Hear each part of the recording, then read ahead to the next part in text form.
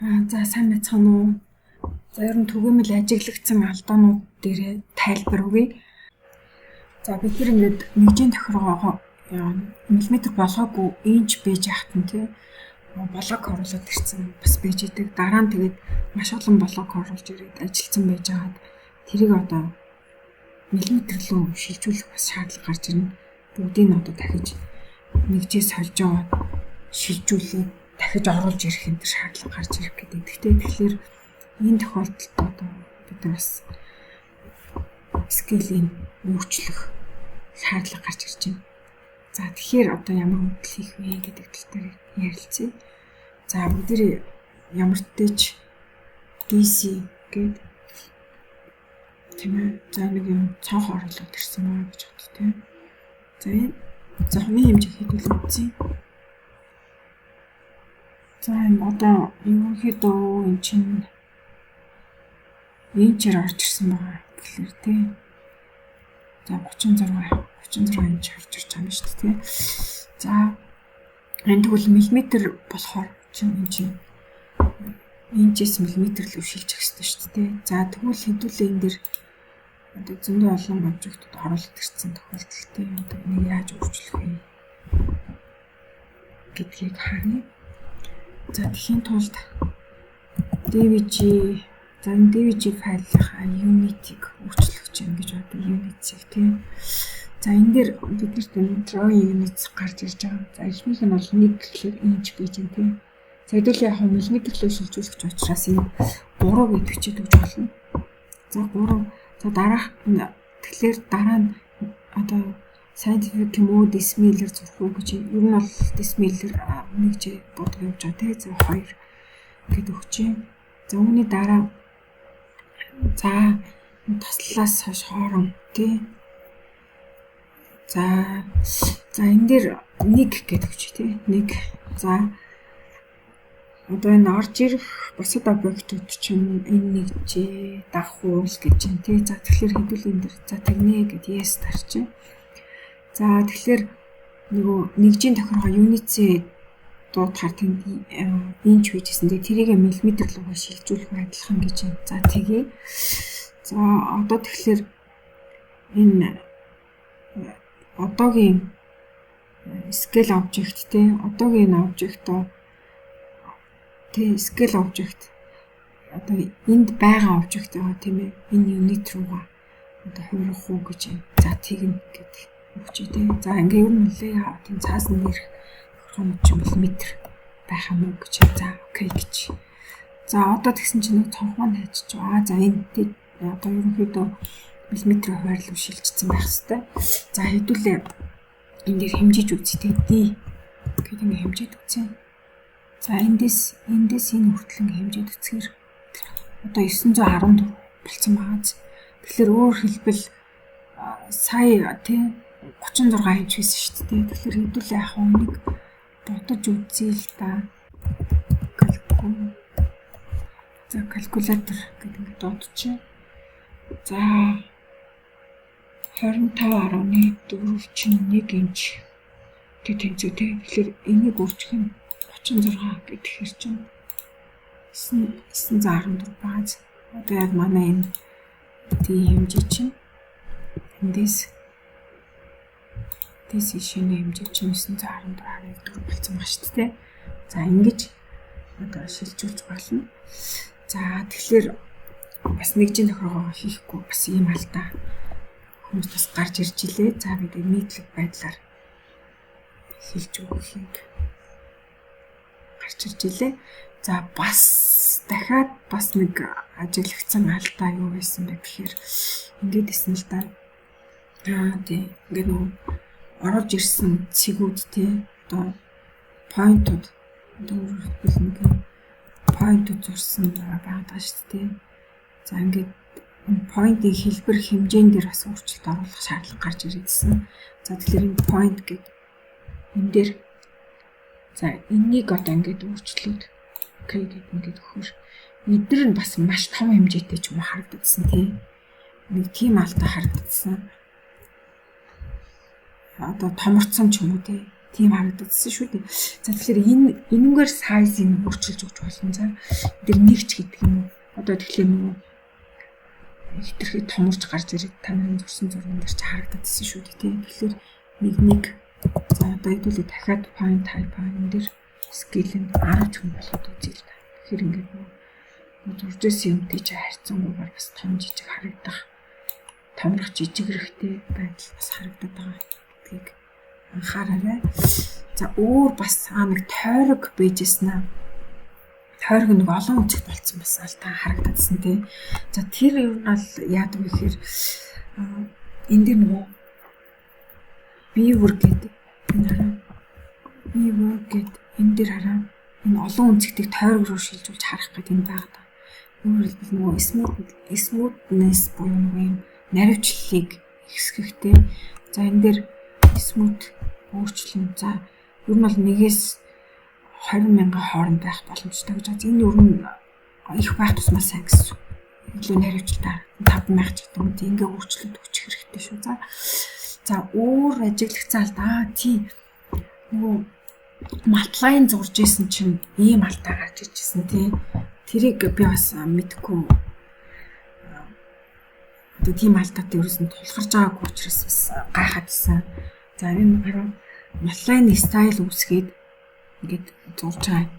За малтлайн стайл үүсгээд за нэг шинэ стайл үүсгээд 400 хаана гэж хэлээд зурсан шүү дээ тий. Ингээд контент үгээд ингээд зураа явж исэн чинь за энийг хэдүүлээ 200 болгоч. Нэг яг нэг ажиглагцсан алдаануудыг тий ерэн сурвалжлаад асуудал юунд байсан гэдгийг нийтэд ингээ хэлж өгч байгаа гэсэн үг тийм ээ. За тэгээ хэдүүл ингээд яг 200 гээд за яг дунд нь дахиад нэг яг тэглэгийн шугам нэмж хэлэх гэж бодъё л та тий. За энэ дээрээ тэглэгийн шугамаа нэмээд center окей. За энэ center сонголоо окей тий. За нэг иймэрхүү байдлаар одоо сонгоцсон байлаа гэж бодъё л та. За окей. За ингээд стандарт гэдэг энийг за энд бас ийм хоёр төрлийн бас асуудлыг нэмээд хэлээд өгье. За тэгээд энэ дээр өрөөдөө энийг бас сет хийгээгүй те шууд одоо ингээ окей дарцсан. За тэгээд ингээд онлайн зураг гэж бодъё те онлайн зураг. Тэгээд ингээд зурсан чинь саяын нөгөө загвар чинь гарч ирэхгүй ч юм уу те тохиол бас давхар гарч ирээд байгаа байхгүй бас ажиглагдсан бас нэг л та. За тэгэхээр эндээс бид нөгөө малтлайн сайн сонгосон стил яаж одоо гаргаж ирэх вэ гэхээр aim line гэдэг нэгдүгээрт нь сонгочоод эндээс ST гэж энэ стайлаа сонгох гэдэг ST. За ST гэдэг дээрээ 400 гэдэг стайл үүсгэсэн шүү дээ. Тэрийг оруулаад өгөх хэрэгтэй. За тэгээд эндээс нөгөө стайлаа бүгд ингээд зураад өгөх чи одоо гарч ирж байгаа харж байгаа тийм. Ингээ гараад ирж байгаа. За энэ дээр тэгээд бас нэг ажиглагдсан зүйл нь одоо юу гэж хэлэх гээд юм бэ? За одоо хэдүүлээ энэ дээр D гэдэг энэ хоорондох цаг нь хэмжээд үз тийм. Эндээс энэ хоорондох цаг. За энэ бол одоо яг 400 байна те бидний тохируулснаар. Гэтэл зарим одоо хүмүүс ихтер цаанаас автоматар ингээд нэг өөрчлөлтөд байсан л та. За тэр нь юутай хамааралтай байсан бэ гэхээр ингээд байгаа. За aim line гिचээд энэ ер нь бол ингээд нөгөө эхнээсээ стайл үүсгээгүй байж хагаад эндээс нөгөө шууд scale ингээд сонгоод өчгөр энэ scale маань цаанаасаа одоо хоорондоо одоо тэг 5 гэдэг ингээд 0 тэг цэгээсээ тэг 5 гэхээр чинь 1 мм-ийн зайтай автоматар scale нь бэж идэг л та. Тэгсэн чинь зарим хүмүүс их одоо энэ 2 болцсон ч юм уу тий. Эсвэл 3 болцсон ч юм уу гэдэг энийг байснаас болоод энэ дээр үргэлж алдаа гарч ирээд байсан л да. За энэ дээр одоо 2 болгоч тий. За ингээ 2 болгочингууд нөгөө стайлаараа ингээ зурхаар маань тий. За ийш одоо би 1500 ч гэдэг юм ингээд үгүй.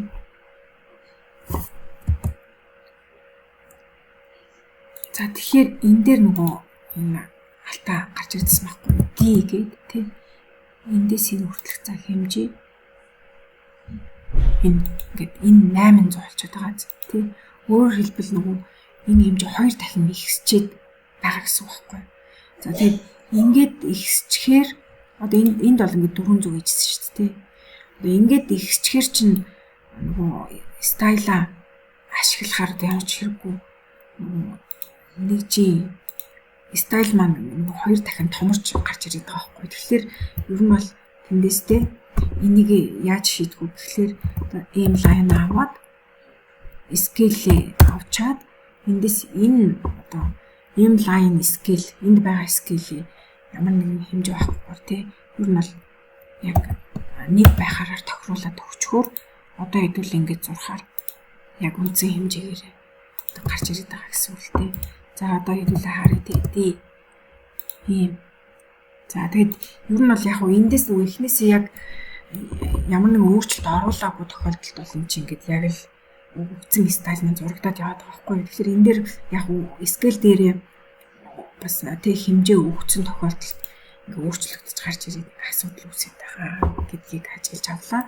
За тэгээд бас нэг зүйл нь одоо бүгдээр харж штэ энэ матлайн чинь ингээд үүсгээд явж байхад энэ хараа 2 хос шугам яваад байгаа штэ.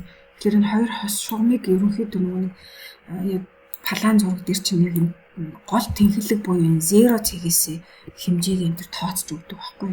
Тэгэхээр бид нар энэ хэмжээг ер нь бол яг нэг үндсэн тэнхлэгээс авъя гэвэл энэ бааз цэгүүдээ одоо яг энэ 0-оор тохируулж өгөхгүй бол энэ дээр бид нар одоо тий бас энэ эдгээр чинь нэг object snap болж сонгогдохгүй байгаад идэг л да. Энэ бааз цэгүүд яг энэ нэг топ шугамаад байгаа яваад байгаа байхгүй.